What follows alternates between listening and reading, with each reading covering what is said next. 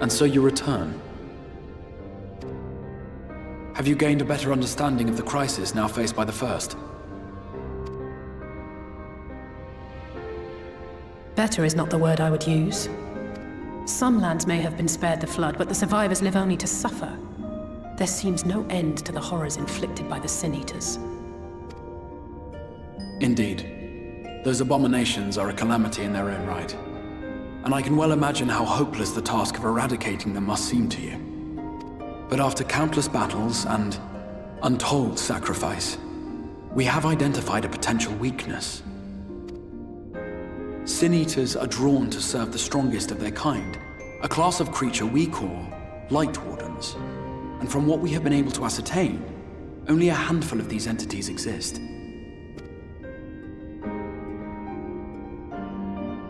Just as an ant colony will perish in the absence of its queen, we believe that the death of a Light Warden will cause the lesser creatures within its sphere of influence to disperse. I have a feeling Yulmor might have something to say about any concerted action we take against these monsters. Vorthra's command over the Sin Eaters is integral to Yulmoran society. In seeming to guarantee his people's safety, it guarantees their obedience. He will not take kindly to us depriving him of such useful allies. Agreed. Thus we will need to occupy or otherwise divert his forces whilst we proceed with the business of eliminating the Wardens. Until we have done so, all other considerations must be set aside if we are to forestall the 8th Umbral Calamity.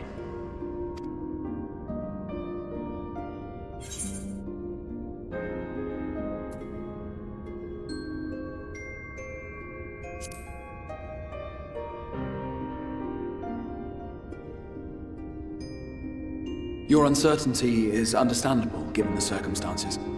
Perhaps a more detailed explanation is in order. To begin at the beginning, then.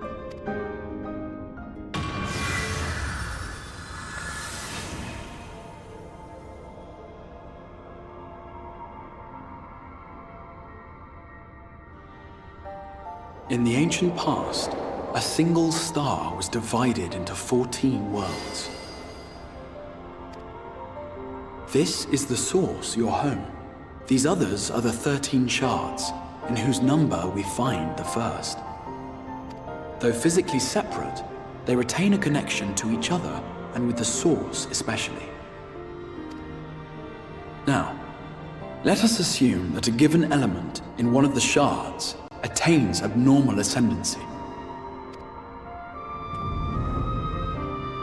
Just as water will flow from the highest point to the lowest, the excess energy will begin trickling into the source.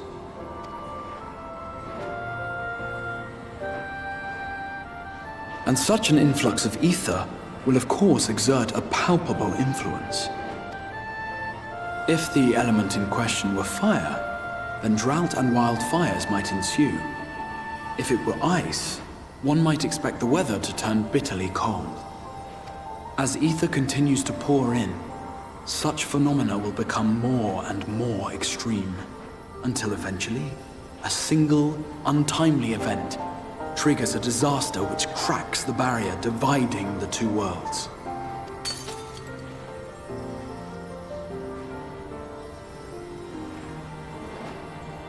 What was once a trickle now becomes a deluge, sweeping the shard along to be rejoined with the source. At the same time, the element which held sway in the shard is unleashed in full, its energies amplifying the original disaster to truly catastrophic proportions. An earthquake thus magnified might strike with enough force to shatter continents. A tidal wave might swell to a size capable of drowning entire nations. These devastating events are what we refer to as umbral calamities. 7 times has a calamity befallen the source. 7 times has a shard been absorbed.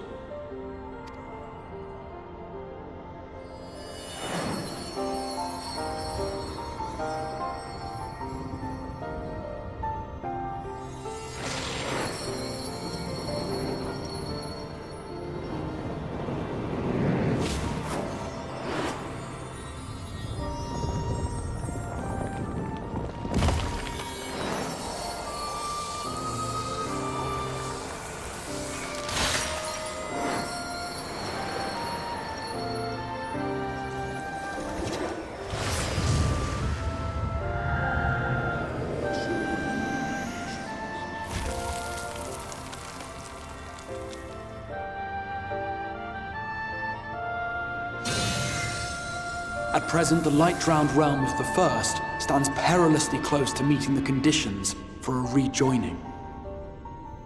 It is the Sin Eaters who are to blame for the Light's continued dominance. In addition to attracting their lesser kin, the Light Wardens I mentioned earlier radiate ether, saturating every corner of their territory with light. Even here in the flood-spared region of Norvrant, their influence is strong enough to banish night from the sky. Thus, if we are to restore balance to the First and head off a potential calamity, it is imperative that we put each and every Light Warden to the sword. We've been doing our best to take the fight to the enemy ever since we first heard the Exarch's explanation. Though we have yet to claim any meaningful victories if truth be told. Apart from being confoundingly elusive, the Light Wardens possess a troublesome quality which compelled us to delay our plans until such time as you arrived.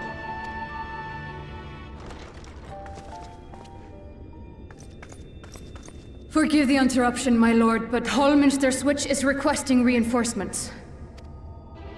They say the Sin Eaters are attacking in force, and the village could soon be overrun.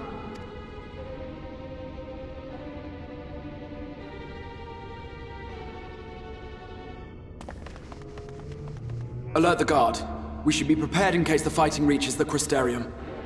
You have command of our forces in the field, Captain, but hold off on entering the town until I arrive.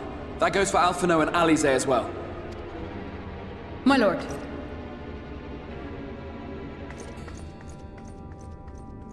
Pray, lend us your strength. Such a fight will provide you with far greater insight than any explanation I could offer.